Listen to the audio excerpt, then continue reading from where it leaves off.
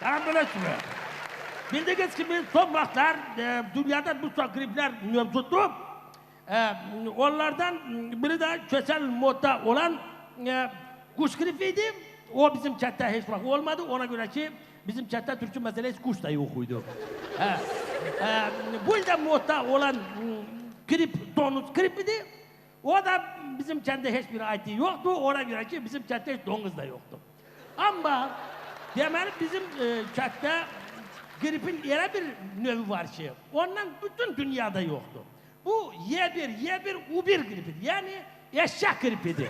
Yani eşek gripinin simptomları. Bu gripe yolkan insanlar eşek boyda olurlar. Sabahta geclerinden yerinden duran kim akşam atan eşek gibi angırırlar.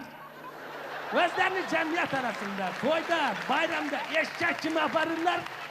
Eşek gibi içirler, eşek gibi ağlayırlar, eşek gibi hareket ediyorlar. Özleri de bunların balasına eşek balası eşek değiller.